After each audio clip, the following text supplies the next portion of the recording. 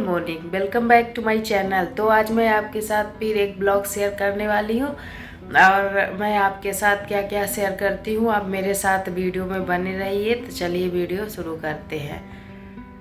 जैसे मेरी बेटी स्कूल जाने वाली है तो इसके लिए मैंने सब्जी फ्राई कर दी है और अब दलिया डाल रही हूँ, क्योंकि वह दलिया खाकर ही सुबह जाती है। और उसके बाद मैंने जो शाम को बर्तन धुले थे उनको अच्छे से रख रही हूँ, क्योंकि जब उनमें पानी निकल जाता है तभी मैं उनको स्टैंड में रखती हूँ, नहीं तो स्टैंड ख़राब हो जाएगा।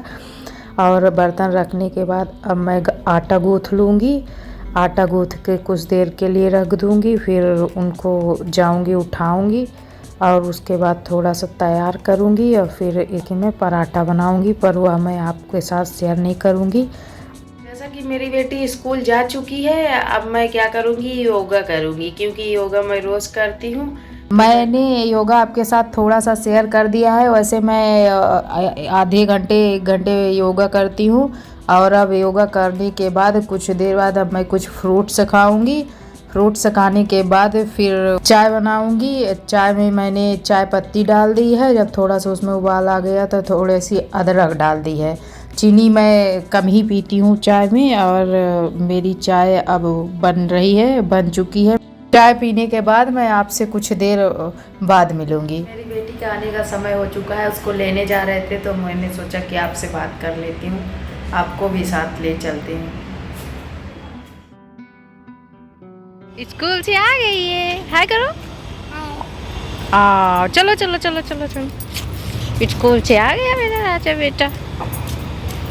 Hello guys, good evening. तो जैसा कि शाम हो चुकी है और आज मौसम बहुत ही अच्छा है।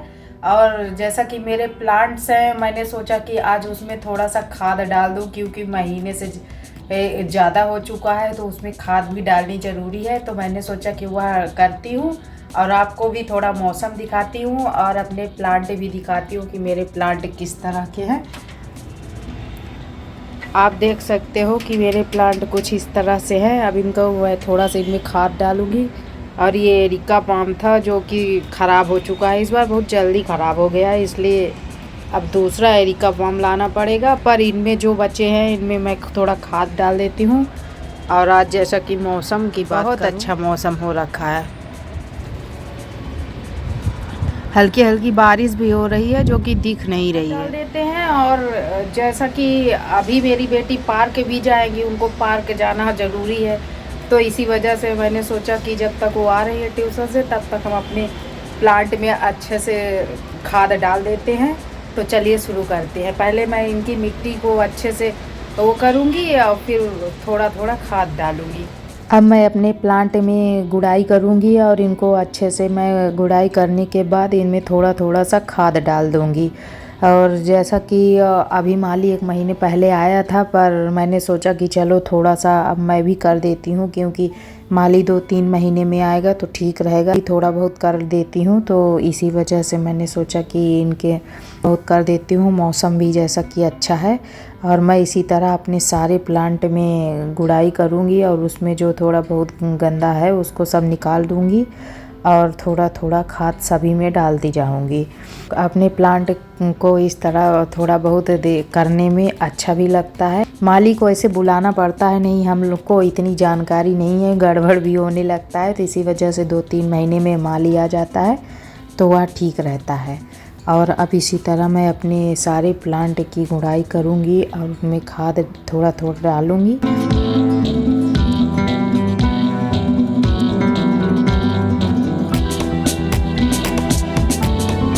कुछ प्लांट जैसे कि सूख चुके हैं तो क्या करूँगी कि मैं उन पॉट की सारी मिट्टी निकाल लूँगी और वो प्लांट भी बाहर कर दूँगी। और उसमें जो थोड़ा बहुत नीचे ईंट रखे थे उनको मैं मिट्टी से निकाल कर गमले में रख दूँगी और कुछ दिन तक ऐसे खाली रहने दूँगी, ताकि मैं नया प्लांट जब लगाऊँ तो सही रहे। और जो मिट्टी थी उसको एक बोरी में भर दूँगी, कुछ दिन के लिए अब ऐसे रहने दूंगी और फिर नया प्लांट जब आएगा तो लगाऊंगी। जैसा कि ये पार्क जा रही हैं, पहुंच चुकी है, अब कुछ देर झूला करेंगी और उसके बाद सारे बच्चों का यही खेल शुरू हो जाता है। ये रोज़ का इनका काम है, ऐसे ही खेलते रहते हैं। अभी थोड़ी हल्की हल्की बारिश आ गई है पर ये लोग बंद ही नहीं कर रहे हैं। अब मैं घर आ चुकी हूँ और आज मैं कोफ्ता बनाऊंगी, तो इसी वजह से पहले लौकी छिलके उतार लूँगी और फिर उसको क्रश कर लूँगी। और इसे अच्छे से क्रश करने के बाद क्या करना है कि इसे एक कपड़े से निचोड़ लूँगी ताकि मेरे लौकी से पानी पूरी तरह से निकल जाए। यदि हम पानी नहीं निकालेंगे तो फिर बेसन मिलाने के बाद वह बहुत गीला हो जाएगा। और अब इसमें मैं अदरक और लहसुन को इस तरह से क्रश करके डालूँगी, आप चाहे तो पेस्ट भी डाल सकते हैं। अब इसमें मैं 2 या 3 स्पून बेसन डालूँगी और उसे अच्छे से मिक्स कर लूँगी। इससे क्या होगा कि हमारा कोफ्ता बहुत ज़्यादा हार्ड नहीं बनेगा। यदि हम इससे ज़्यादा बेसन डाल देते हैं तो हमारे कोफ्ते बहुत ज़्यादा हार्ड हो जाएंगे।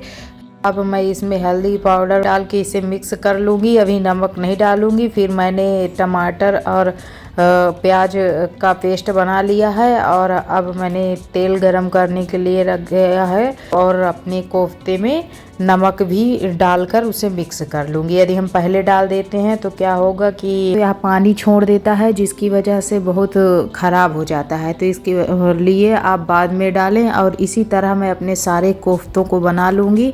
और अब मैं गर्म तेल में कोफ्तों को डालूंगी और हमको हल्की आंच में ही धीरे धीरे पकाना है। जब यह गोल्डन हो जाएगा तो हम निकाल लेंगे। आपको मेरी कढ़ाई देखकर लग रहा होगा कि ये कैसी कढ़ाई है, पर क्या करें, मैं इसको इससे ज़्यादा साफ़ ही नहीं कर पाती हूँ, तो इसी वजह से ये ऐसी ही है। मैं जीरा डाला है और तेज पत्ता, बड़ी इलायची, लौंग डाली है। और फिर उसके बाद प्याज को कुछ इस तरह से भून लिया है। जब यह प्याज अच्छे से भून गई तो उसमें टमाटर पेस्ट डाल दिया है और इसको भी अच्छे से भून लिया है। जब तेल छोड़ने लगेगा तभी मैं पानी डाल दूँगी। और अब मैं पानी भी डाल चुकी हूँ, यह सूट नहीं हो पाया और जितना मुझे ज़रूरत है बहुत ज़्यादा पानी नहीं डालूँगी क्योंकि कोफ्ते हमारे पके हैं। अब थोड़ा सा मेरा ग्रेवी था वह पक चुका था, तो उसमें मैंने कोफ्ते डाल दिए हैं और इस तरह मैंने कुछ इसको रखा है। और अब इसमें धनिया पत्ती डाल दूंगी और मेरा कोफ्ता तैयार हो गया। आ रहा मेरा ब्लॉग, और आपको मेरा ब्लॉग कैसा लगा आप मुझे बताइएगा ज़रूर। और हाँ, आप मेरे चैनल को सब्सक्राइब तथा बेल आइकन को दबाना मत भूलिए ताकि मेरी नोटिफिकेशन सबसे पहले आपको मिल सके। तो मिलते हैं नेक्स्ट ब्लॉग में। Thank you watching my video. Bye.